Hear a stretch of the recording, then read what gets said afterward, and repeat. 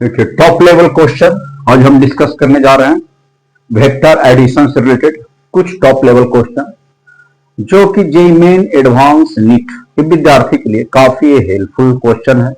ऐसे question generally पूछे जाते हैं और इसके माध्यम से बहुत सारे क्वेश्चन का बनाने का प्रोसीड करने का आप जो है प्रोसेस सीख सकते हैं। देखिए कहता एक पॉइंट है, इस पर दो फोर्स लग रहा है, एक लग रहा है 4 न्यूटन का इस डायरेक्शन में और दूसरा फोर्स लग रहा है 4 न्यूटन का इस डायरेक्शन में। दोनों के बीच का एंगल 120 दिया है। कहता इस पॉइंट पर कितना रिजल्टेंट फोर्स लग रहा है। Find resultant force act on point P as shown in figure। जो फिगर में दिखाया गया इस P पॉइंट पर कितना रिजल्टेंट फोर्स लग रहा है यह हमको फाइंड करना है। तो हम कैसे फाइंड करेंगे, इसका तरीका क्या होगा। फोर्स का मैग्नीट्यूड दिया हुआ है 4 न्यूटन, एंगल कितना बन रहा है 120 डिग्री का बन रहा है। तो ऐसे क्वेश्चन को सोल्व करने का क्या तरीका होगा। एंगल दिया है, फोर्स दिया है, लेकिन सबसे पहले हम लोग को फाइंड करना होगा कि ये दो फोर्स जो दिया है उसके बीच का करेक्ट एंगल क्या है, सही एंगल क्या होगा। यहां एंगल जो बन रहा है वह टेल और हेड के बीच में बन रहा है। तो हमें चाहिए, हमने क्या पढ़े हैं कि दो वेक्टर के बीच का angle always measure from tail to tail either head to head. तो यहां टेल टू टेल आप सबसे पहले एंगल बना लीजिए टेल टू टेल। तो इसको क्या कर लेंगे, स्लाइड पैरेलल, इसको पैरेलल स्लाइड करेंगे। जैसे पैरेलल स्लाइड कीजिए दोनों वेक्टर का टेल यहां आ जाएगा। This angle becomes 60 degree. अब ये भी क्या हो गया 4 न्यूटन का फोर्स हो गया। अब इन दोनों के बीच का एंगल आपका थीटा आपका 60 डिग्री बन गया। रिजल्टेंट फोर्स इधर दोनों को ऐड करेंगे तो रिजल्टेंट फोर्स कितना आ गया R आ गया। अब ये रिजल्टेंट फोर्स को क्या लिखेंगे, F फार्मूला क्या कहता है A² plus B² plus 2AB cos theta. Theta क्या है एंगल बिटवीन टू वेक्टर, एक वेक्टर एंड दो वेक्टर। इस फॉर्मूला के हेल्प से कैलकुलेट कर लीजिए। इस फोर्स का मैग्नीट्यूड 4 दिया हुआ है तो एक जगह पर 4 रख देंगे। बी का मैग्नीट्यूड 4 है तो 4 रख देंगे प्लस 2 इंटू 4 इंटू 4 इंटू दो वेक्टर का बीच का angle tail to tail angle बन रहा है 60 डिग्री तो कॉस 60 लिख देंगे। अब क्या हो जाएगा resultant force right 16 plus 16 plus cos 60 half हो जाएगा तो आ जाएगा 16 into 2 cos 60 half. R equal to 16 common 4 √3 newton. इस तरह से रिजल्टेंट फोर्स हम लोग कैलकुलेट कर लेंगे और इन दोनों का मैग्नीट्यूड सेम है तो रिजल्टेंट कहां से पास करेगा, मिडिल से पास करेगा। प्रीवियस वीडियो में इस तरह का कंसेप्ट ऑलरेडी हम एक्सप्लेन कर चुके हैं। आप अगर नहीं समझ रहे हैं तो प्रीवियस वीडियो को देख करके आप क्लियर कर सकते हैं डायरेक्शन कैसे फाइंड करेंगे। दो वेक्टर का अगर मैग्नीट्यूड इक्वल हो तो मिडिल से पास कर जाएगा। Resultant force equal to right 4 √3 newton. Angle horizontal कितना बन जाएगा, दिस एंगल बिकम्स 30 डिग्री। यह एंगल जो है 30 डिग्री आपका फॉर्म हो जाएगा। ये आपका दो वेक्टर का बीच का एंगल दिया हुआ है।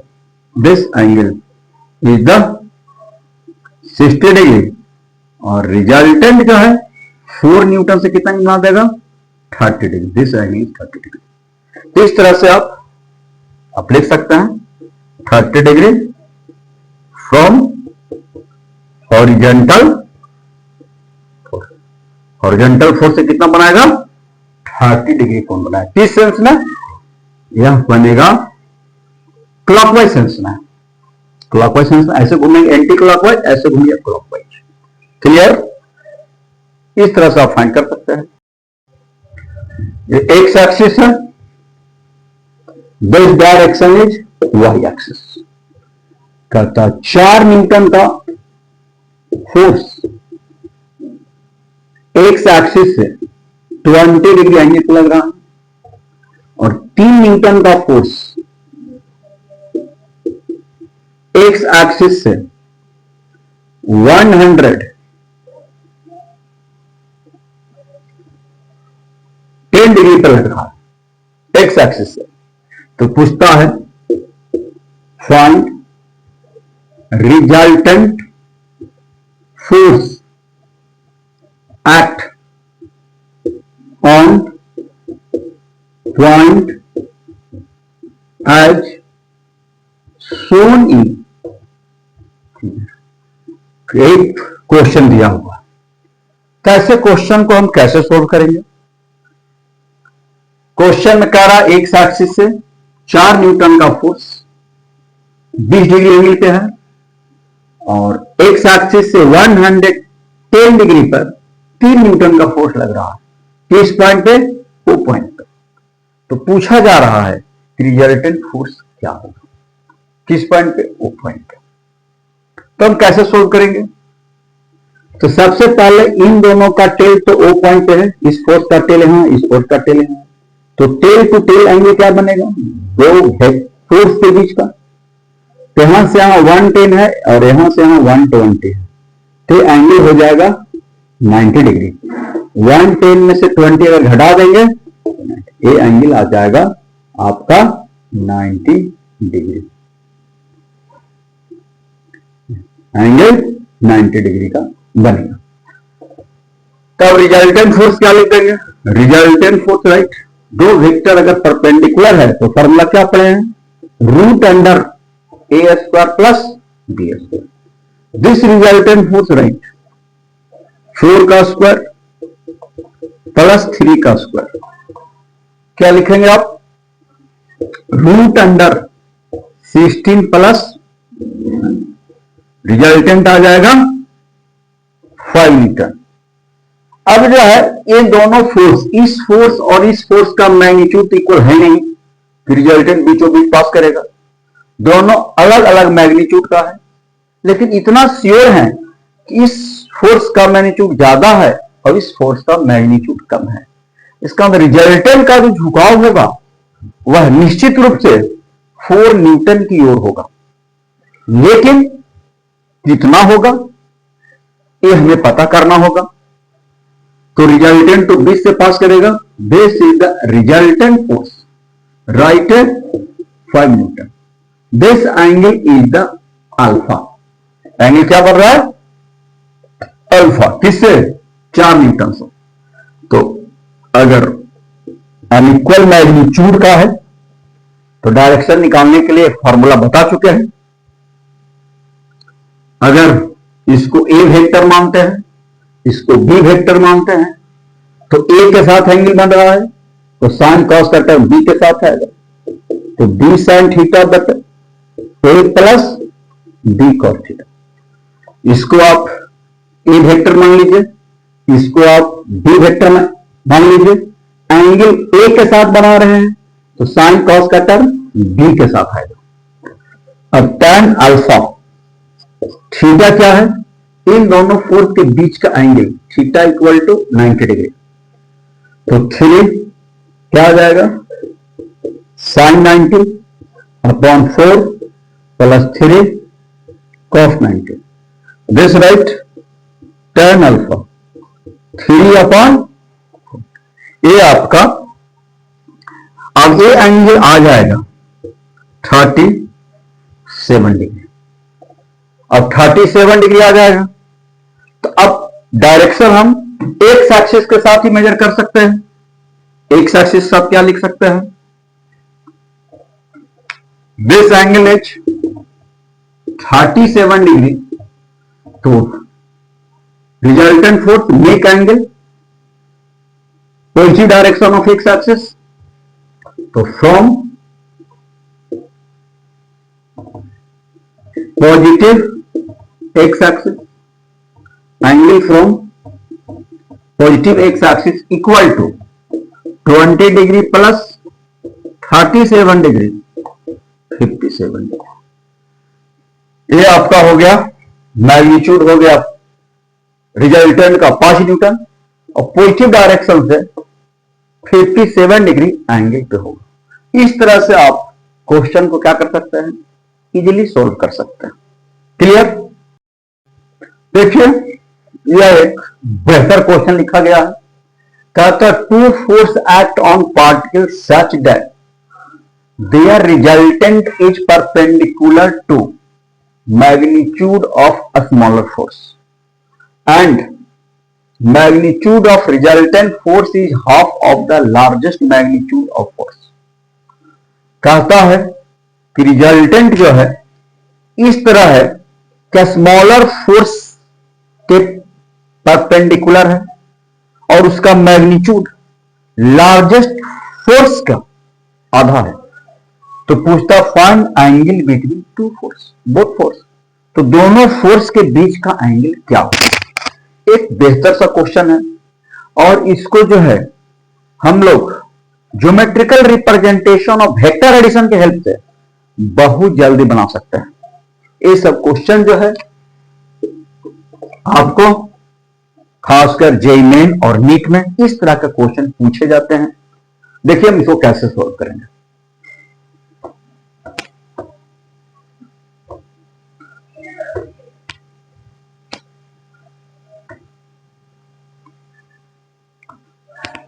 दिस फोर्स, मान लीजिए this force is F1, smaller magnitude of force है, और दिस फोर्स इज F2 जो कि लार्जर मैग्नीट्यूड ऑफ फोर्स है। लार्जर मैग्नीट्यूड तो लेंथ बड़ा होगा, स्मॉलर मैग्नीट्यूड लेंथ छोटा होगा। और रिजल्टेंट जो है वह कहता है दिस रिजल्टेंट फोर्स इज, वह कहता है स्मॉलर पे क्या है, परपेंडिकुलर। इतना श्योर है कि F1 और F2 के बीच का एंगल जो बनेगा वह श्योर हो जाइए कि 90 से बड़ा बनेगा। 90 छोटा तो बनेगा नहीं, क्योंकि रिजल्टेंट जो है वह स्मॉलर पे परपेंडिकुलर है। इसका मतलब है, और रिजल्टेंट दो वेक्टर का वह बीच ही से पास कर सकता है, इसलिए एंगल जब भी बनेगा तो इन दोनों के बीच का ग्रेटर देन क्या बनेगा, 90 बनेगा। इतना समझना होगा आपको। अब ट्रायंगल लॉ से इसको उठा के यहां रख दीजिए। फर्स्ट के हेड से सेकंड का टेल, तो फर्स्ट के head this force is F2 and this force is F1, तो फर्स्ट के हेड से इसको उठा के दिस स्लाइड पैरेलल और इसके टेल से इसके हेड को मिला देंगे तो रिजल्टेंट हो जाएगा दिस एंगल अल्फा। अब resultant this magnitude equal to मान लेते हैं x, तो रिजल्टेंट का जो मैग्नीट्यूड है वह हाफ है, तो x/2। इसको उठा के अगर यहां रखे हैं तो इस एरो का जो लेंथ होगा F2 बराबर क्या हो जाएगा, x हो जाएगा। और दिस एंगल इज अल्फा, तो this angle is also alpha, this parallel to this. क्या लगा देंगे आप लगा दीजिए cos अल्फा। इस ट्रायंगल के लिए OAB, ट्रायंगल OAB में आप cos अल्फा लगा लीजिए। cos अल्फा बेस 90 के सामने हाइपोटेनस, x/2 अपॉन x, तो x कैंसिल आ जाएगा, alpha equal to 60 degree. The angle between both force, this angle is the theta 90 plus alpha। अब क्या लिखेंगे, तो theta equal to 90 degree plus 60 degree 150 degree. Radian में क्या लिख सकते हैं इसको, या रेडियन में 150 पाई अपॉन 180 से डिवीजन कर लीजिए, कैंसिल हो जाएगा। 3 से काट दीजिए, 5 पाई बाई 6, ये आ जाएगा इतना रेडियन। तो रेडियन में आप लिख सकते हैं 5 पाई बाई 6 और डिग्री में लिख सकते हैं 150। तो आप इस तरह से आप कन्वर्ट कर सकते हैं रेडियन को डिग्री में। क्लियर? कितना आसानी से इस तरह क्वेश्चन आप बना सकते हैं।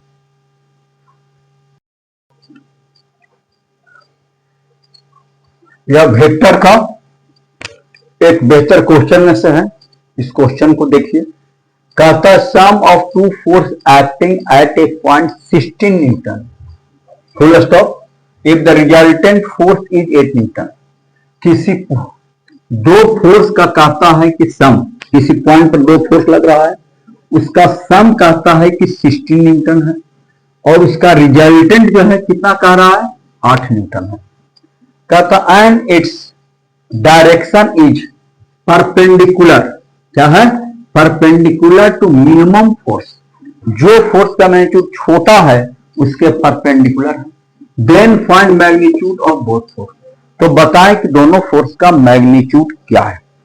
तो क्वेश्चन बेहतर में से है और वेक्टर एडिशन से देखते हैं हम लोग इसको कैसे सोल्व करेंगे।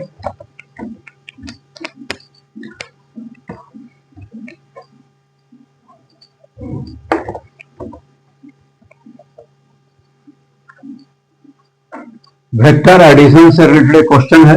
कहता फोर्स का जो मैग्नीट्यूड है F1 प्लस F2, दोनों फोर्स का मैग्नीट्यूड 16 न्यूटन। एक फोर्स F1 लग रहा है और दूसरा फोर्स जो है वह F2 लग रहा है, और स्मॉलर फोर्स के परपेंडिकुलर आपका रिजल्टेंट फोर्स F है जो कि 8 न्यूटन का है। तो इतना तो श्योर है कि दोनों फोर्स के बीच एंगल जो बनेगा 90 से बड़ा बनेगा, क्योंकि स्मॉलर फोर्स का रिजल्टेंट परपेंडिकुलर है। और अब जानते हैं कि दो फोर्स का जो रिजल्टेंट है वह बीच से ही पास कर सकता है। इसका मतलब है कि दोनों फोर्स के बीच का एंगल ग्रेटर देन 90 हो। अब ट्रायंगल ला से फिगर दिखा लीजिए, इसको स्लाइड कर दिया। फर्स्ट के हेड से सेकंड का टेल, इसी पॉइंट पर, ओ पॉइंट पर ये दोनों फोर्स लग रहा है, इसको उठा के यहां रख देंगे। तो फर्स्ट के हेड से सेकंड का टेल आ गया। This force is the F2 force, यही फोर्स आपका F2 हो गया। और ये आपका रिजल्टेंट फोर्स हो गया F, जिसका मैग्नीट्यूड दिया हुआ 8 न्यूटन। अब देखिए O A, इसको कह दीजिए B, यह एक राइट एंगल ट्रायंगल बन गया। तो साइड लेंथ जो होता है ट्रायंगल का, जो साइड लेंथ है वह फोर्स के मैग्नीट्यूड को रिप्रेजेंट करेगा। तो राइट एंगल ट्रायंगल बन रहा है तो हम क्या लिख सकते हैं here, F square plus F1 square equal to F2 square. F equal to कितना, 8, तो 8 का स्क्वायर इक्वल टू लिख देंगे F2 का स्क्वायर माइनस F1 का स्क्वायर, क्योंकि यहां पर दो अननोन है F1 और F2, तो एक रिलेशन और हमें चाहिए। तो ये रिलेशन कैसे लाएंगे, यह एक राइट एंगल ट्रायंगल बन रहा है OAD। इस राइट एंगल ट्रायंगल के हेल्प से F1 F2 के बीच में रिलेशन लिख सकते हैं। अब क्या आ जाएगा, ये आ जाएगा 64। अब A square minus B square के फॉर्म में है, इसको तोड़ लीजिए, F2 minus F1 into F1 plus F2, इसलिए 64 equal to F1 plus F2, 16 दिया हुआ है, F2 माइनस F1, इसको इधर ले आएंगे तो आ जाएगा 4 F2 माइनस F1। इसको इक्वेशन फर्स्ट कहें, इसको इक्वेशन सेकंड कहिए, यहां से कैंसिल होगा 4 बार में। अब फर्स्ट और सेकंड को सोल्व कर लीजिए, first plus second we get, first second को सोल्व करेंगे तो क्या आ जाएगा, F1 कैंसिल हो जाएगा, 2F2 इक्वल टू आ जाएगा 20 Newton, F2 equal to 10 Newton, और F2 का वैल्यू 10 आ गया, तो F1 इक्वल टू आ जाएगा F2 minus 4, F1 equal to आ जाएगा 6 न्यूटन।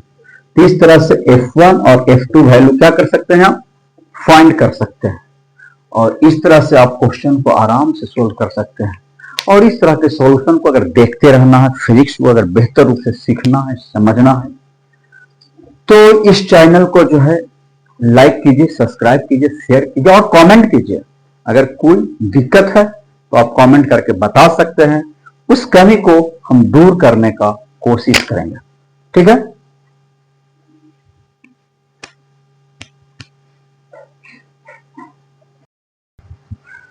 देखिए एक बेहतर क्वेश्चन में से वेक्टर का कहता magnitude maximum and minimum magnitude of the force resultant, maximum and minimum magnitude of the resultant of two force are in ratio of 3:2।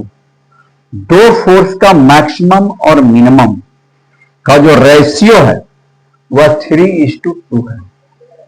Maximum resultant का maximum और मिनिमम का रेशियो 3:2 है। उसका find the magnitude of the another force when one force magnitude is 10 Newton. अगर एक force का magnitude अगर 10 Newton है तो अनदर फोर्स का मैग्नीट्यूड क्या होगा। देखिए ये क्वेश्चन जो है एक बेहतर क्वेश्चन में से है। हम इसको देखिए कैसे सोल्व करेंगे। मान लेते हैं कि दो फोर्स है, एक है F1 और दूसरा फोर्स है F2। एक फोर्स है F1, दूसरा फोर्स है F2 और दोनों का रिजल्टेंट मैक्सिमम F मैक्स कब होगा, जब दोनों फोर्स सेम डायरेक्शन में किसी बॉडी के ऊपर एक्ट करेगा, लगेगा, तो maximum magnitude of resultant force होगा F1 प्लस F2। और मिनिमम मैग्नीट्यूड ऑफ फोर्स क्या होगा, मान लिया F1 मैग्नीट्यूड बड़ा है, F2 छोटा है, तो F1 माइनस F2। ये मिनिमम मैग्नीट्यूड ऑफ फोर्स ये कब होगा, जब बॉडी पर फोर्स एक दूसरे के अपोजिट लगेगा। F1 ये हो गया F2। ये सिस्टम कब होगा, जब F1 और F2 दोनों सेम डायरेक्शन लगेगा, तब रिजल्टेंट आपका मैक्सिमम होगा।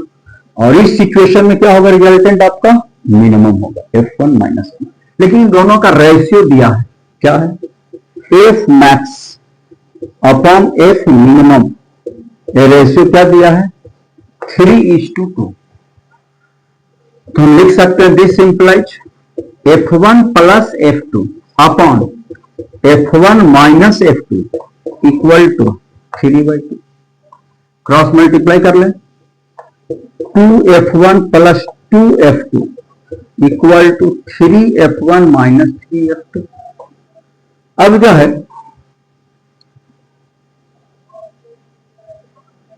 ये आपका आ जाएगा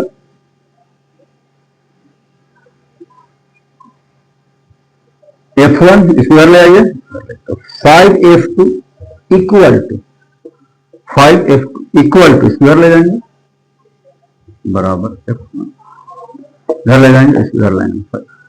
अब जो है मान लीजिए वन फोर्स F1 को बड़ा मान रहे हैं, तो F1 equal to 10 newton, one force दिया हुआ F1, F2 इक्वल टू क्या हो जाएगा 10/5, F2 इक्वल टू क्या हो जाएगा, एक फोर्स हो गया आपका 10 न्यूटन का और दूसरा फोर्स हो गया 2 न्यूटन का। अगर F1 10 न्यूटन है तो F2 जो आपका आ जाएगा 2 न्यूटन आ जाएगा। तो इस तरह से आप सोल्व कर सकते हैं।